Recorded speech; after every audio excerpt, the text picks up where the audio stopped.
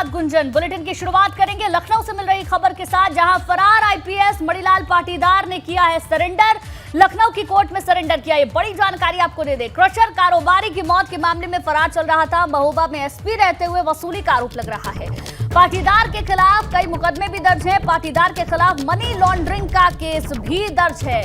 तो ये बड़ी जानकारी आपको बता दें, जहां लखनऊ की कोर्ट में सरेंडर मणिलाल पाटीदार ने किया है। फरार आईपीएस ऑफिसर है। क्रशर कारोबारी की मौत के मामले में फरार चल रहा था। महोबा में एसपी रहते हुए वसूली के कई तरीके के आरोप लगे। पाटीदार के खिलाफ कई मुकदमे पहले से दर्ज हैं। पाटीदार के खिलाफ मनी लॉन्ड्रिंग का भी केस दर्ज है। और अब फरार आईपीएस ने सरेंडर कर दिया है। मणिलाल पाटीदार ने लखनऊ कोर्ट में सरेंडर किया है। ये बड़ी जानकारी लखनऊ से आपको दे दें। लखनऊ की कोर्ट में मणिलाल पाटीदार ने सरेंडर किया। फरार आईपीएस महोबा में एसपी रहते हुए वसूली करने का इसके ऊपर आरोप लगा था। क्रशर कारोबारी की मौत के मामले के बाद ये फरार भी चल रहा था। और एक दो नहीं, कई मामले मणिलाल पाटीदार पर दर्ज हैं। बहरहाल अभी तक जो ये फरार था, अब कोर्ट में सरेंडर कर दिया है। ये जानकारी लखनऊ से आपको दे दें। लखनऊ की कोर्ट में मणिलाल पाटीदार ने सरेंडर किया। 2 साल से फरार चल रहा था मणिलाल पाटीदार। कारोबारी इंद्रकांत त्रिपाठी की मौत के मामले में ये फरार चल रहा था, जिसके बाद अब कोर्ट में सरेंडर किया है। महोबा में एसपी रहते हुए वसूली की थी, ये आरोप मणिलाल पाटीदार के ऊपर लग रहा था। और कई मुकदमे भी दर्ज हैं, जिसके बाद मणिलाल पाटीदार फरार चल रहा था और अब जाकर कोर्ट में सरेंडर किया है। तो लखनऊ से ये बड़ी जानकारी आपको दे रहे हैं। फरार आईपीएस मणिलाल पाटीदार ने सरेंडर कर दिया है लखनऊ की कोर्ट में। भगोड़ा गोश्त से किया गया था। इंद्रकांत त्रिपाठी को 8 सितंबर को गोली मारी गई थी और उस मामले के सामने आने के बाद ये फरार हो गया, जिसके बाद कोर्ट ने इसे भगोड़ा घोषित किया। एसपी रहते हुए वसूली का भी आरोप इसके ऊपर लगा था। इसके साथ साथ कई और मुकदमे दर्ज थे, लेकिन अब जानकारी ये मिल रही है कि मणिलाल पाटीदार ने लखनऊ के कोर्ट में सरेंडर कर दिया है। तो ये बड़ी जानकारी। अब तक क्या क्या हुआ ये भी हम आपको बता रहे हैं। महोबा में एसपी रहते हुए वसूली का आरोप लगा था भगोड़ा आईपीएस पर। वसूली के कारण कारोबारी पर दबाव बनाया गया था। इस पूरे मामले में अब तक क्या क्या हुआ है ये आपको दिखा भी रहे हैं, बता भी रहे हैं। दबाव में आकर कारोबारी ने हत्या कर दी थी और हत्या करने के बाद जब ये पूरा मामला कोर्ट में पहुंचा 9 सितंबर 2020 को, मामला सामने आने के बाद पहले निलंबित किया गया। निलंबित करने के बाद लखनऊ कोर्ट में आज मणिलाल पाटीदार का सरेंडर हो चुका है। चलिए आगे बढ़ते हैं। लखनऊ से ही अगली खबर, जहां अतीक की संपत्ति कुर्क करने के लिए पुलिस पहुंची है। प्रयागराज के धूमनगंज थाने की पुलिस पहुंची है। विजयखंड में 400 वर्ग मीटर जमीन की कुर्की होगी। भैंसोरा के 51 बिस्वा जमीन की भी कुर्की होगी। ये बड़ी जानकारी सामने आई है। तो आपको बता दें, अतीक की संपत्ति कुर्क करने के लिए पुलिस पहुंची है। प्रयागराज के धूमनगंज थाने की पुलिस पहुंची है। विजयखंड में 400 वर्ग मीटर जमीन की कुर्की होगी। भैंसोरा में 51 बिस्वा जमीन भी कुर्क होगी। ये जानकारी निकलकर सामने आ रही है। तो ये बड़ी खबर आपको बता दें। 51 बिस्वा जमीन की कुर्की होगी, ये जानकारी निकलकर सामने आ रही है। 2 तस्वीरें अब आपको हम दिखा रहे हैं। लखनऊ में ही स्थित है वो प्लॉट। 34 करोड़ की संपत्ति करीब बताई जा रही है। तो अतीक की संपत्ति कुर्क करने के लिए जब पुलिस पहुंची, उस दौरान की ये दूसरी तस्वीर भी हम आपको दिखा रहे हैं। वहीं संभल में एआईएमआईएम के नेता शौकत अली का विवादित बयान सामने आया है। मुसलमानों के राज में हिंदू हाथ जोड़कर जी हुजूरी करते थे, ये बयान उन्होंने दिया है। मुसलमानों ने 832 साल तक राज किया। शौकत अली ने यह भी कहा कि बीजेपी जब कमजोर होती है तो मुसलमानों के मजहबी मुद्दे ले आती है। हिजाब के मुद्दे पर बीजेपी देश को तोड़ना चाहती है। मुस्लिम 2 निकाह करते हैं और इज्जत से रखते हैं, लेकिन हिंदू 1 शादी करता है, 3 रखेल रखता है। बिना नाम लिए एक साधु को भी धमकी देने का ये पूरा मामला सामने आया है। तो ये बड़ी जानकारी आपको दे दें, जहां संभल से एआईएमआईएम के नेता शौकत अली का ये विवादित बयान सामने आया। क्या कुछ कहा है आप खुद सुनिए।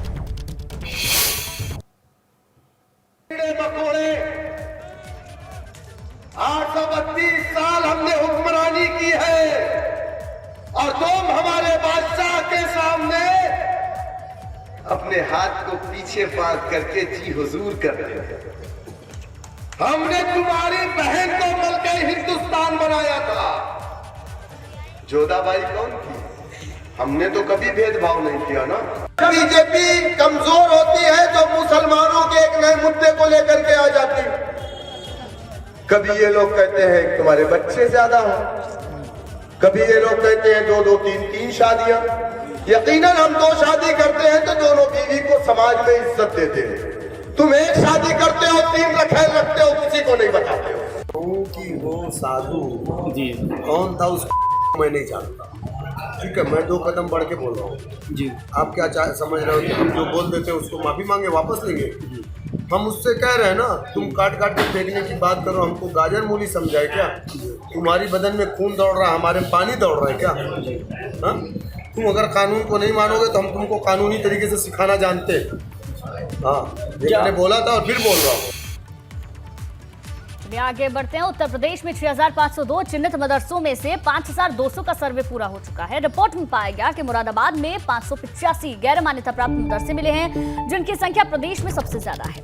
वहीं गाजियाबाद के 139 मदरसे बिना मान्यता के चलते हुए मिले।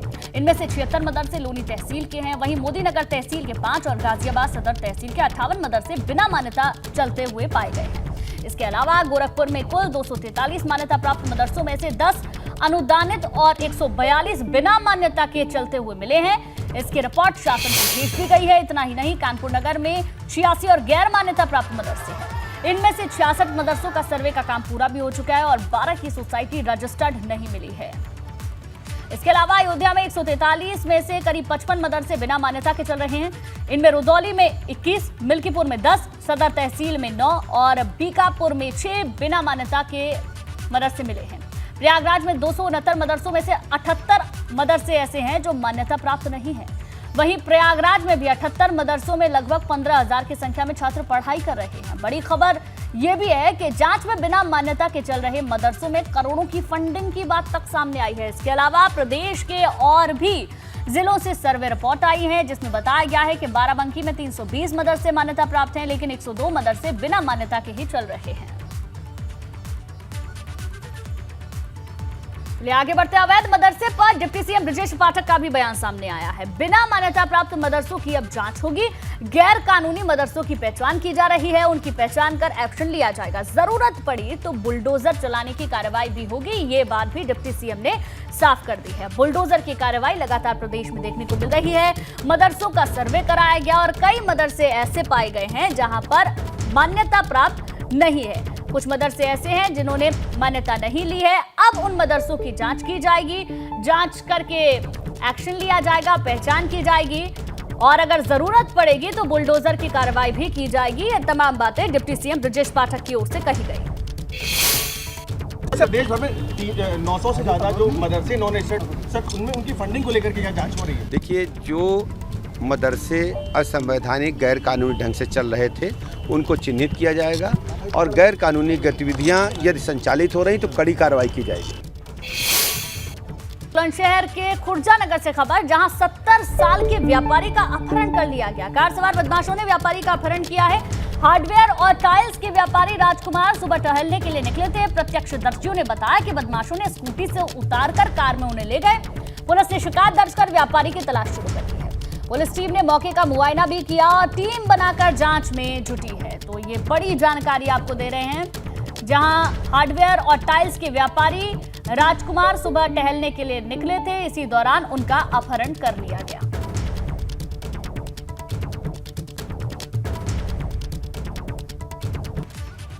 चलिए आगे बढ़ते हैं। लोकसभा चुनाव के लिए भाजपा नई रणनीति पर काम कर रही है। 16 अक्टूबर को भाजपा पसमानदा सम्मेलन का आयोजन कर रही है। इसमें रानी सैफ कुरैशी सहित अन्य बिरादरी के लोग भी शामिल होंगे।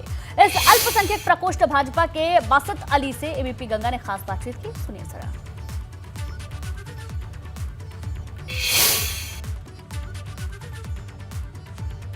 पसमानदा मुसलमानों का कल सम्मेलन आयोजित होने जा रहा है और हमारे साथ प्रदेश अध्यक्ष अल्पसंख्यक प्रकोष्ठ के बासित अली जी हैं। बासित अली जी, क्या तैयारियां हैं सम्मेलन की? भारतीय जनता पार्टी अल्पसंख्यक मोर्चे द्वारा पसमानदा बुद्धिजीवी सम्मेलन का आयोजन जो लखनऊ में होगा, उसके अंदर रायनी, सैफी, कुरैशी, अंसारी, गुजर, जाट और जो तमाम बिरादरियां हैं मुसलमानों के अंदर, जो छोटी छोटी बिरादरियां हैं और जिनकी तादाद लगभग 80 से 85% बैठ जाती है, उनको दूसरी पार्टियों ने केवल वोट बैंक समझा और कभी उनके विकास के लिए, कभी उनके विकास की योजनाओं के लिए, उनके बच्चों को पढ़ाने के लिए या उनको मुख्य धारा में लाने का कोई प्रयास नहीं किया। पंडित दीनदयाल जी की जो अंत्योदय की विचारधारा है, उसको लेकर भारतीय जनता पार्टी के जब मोदी जी प्रधानमंत्री बने, उन्होंने पसमानदा मुसलमानों की सुध ली और आज उत्तर प्रदेश के अंदर सभी आयोग और बोर्ड और अल्पसंख्यक मंत्री पसमानदा समाज से हैं। चलिए आगे बढ़ते हैं। इसी बीच बड़ी खबर ग्रेटर नोएडा से गलगोटिया यूनिवर्सिटी का लापता छात्र का शव मिल गया है। संदिग्ध परिस्थितियों में यूनिवर्सिटी के पास नाले में शव मिला। 12 अक्टूबर को दोस्त के साथ पार्टी करने के लिए गया था। बीएससी सेकेंड ईयर का एक छात्र था। परिवार वालों ने दनकौर पुलिस में शिकायत दर्ज कराई थी। परिवार वालों ने हत्या की आशंका जताई है। बहरहाल पुलिस ने शव को कब्जे में लेकर पोस्टमार्टम के लिए भेज दिया है। ग्रेटर नोएडा के दनकौर थाना क्षेत्र का ये पूरा मामला बताया जा रहा है। आपको बता दें, ये मामला सामने आया था। गलगोटिया यूनिवर्सिटी का एक छात्र लापता हुआ। परिवार वालों ने हत्या की आशंका जताई है क्योंकि उसका शव बरामद हो गया है। रविंद्र हमारे संवाददाता ज्यादा जानकारी के साथ जुड़ गए हैं। रविंद्र, पोस्टमार्टम रिपोर्ट कब तक आएगी, क्योंकि परिवार वाले कह रहे हैं कि हत्या हुई है? जी गुंजन, बताना चाहूंगा जिस तरह से घटना सामने आई है, जो छात्र था वो 12 तारीख से लापता था। जो उसके छात्र के जो साथी हैं और जो परिजन हैं, उन्होंने पुलिस को जो है सूचना 13 तारीख को दी। पुलिस ने तुरंत तत्काल प्रभाव से जो आने मुकदमा दर्ज कर दिया, लेकिन जो छात्र का जो शव था यूनिवर्सिटी के पास ही जो नाला था उसी में पड़ा हुआ मिला। और ये बताया जा रहा है कि पुलिस की तरफ से जो छात्र था वो अकेला यूनिवर्सिटी से निकला है और इस तरह से जो दिखाई दे रहा है कि छात्र ने कहीं ना कहीं कोई जो नशीला पदार्थ ले रखा था, वो तो लड़खड़ाता हुआ निकला था वो वहां से। तो उसका आज सब मिला है। सब मिलने से जो है पूरे मड़कम मच गया है और परिजनों ने हत्या की आशंका जताई है। जो उसके जो छात्र थे उनके खिलाफ पुलिस को जो है शिकायत दी है कि उन्हीं छात्रों ने उसे कुछ जो है नशीला पदार्थ पिलाया है या उसकी जो है हत्या की है। तो पुलिस इस सभी पहलुओं पर जांच कर रही है। अभी पुलिस ने सबको पोस्टमार्टम के लिए भेजा है। अभी पोस्टमार्टम रिपोर्ट आना बाकी है। वो स्पष्ट होगा कि छात्र की किस कारण जो है हत्या हुई है। चलिए ठीक है, बहुत बहुत शुक्रिया पूरी जानकारी देने के लिए आपका। तो देखिए, अब पोस्टमार्टम रिपोर्ट जब सामने आएगी उसके बाद तस्वीर पूरी तरीके से साफ हो जाएगी। लेकिन अब पुलिस के लिए चुनौती ये है, शव तो मिल गया है लेकिन हत्या किसने की है, अगर हत्या का ये पूरा मामला सामने आता है तो।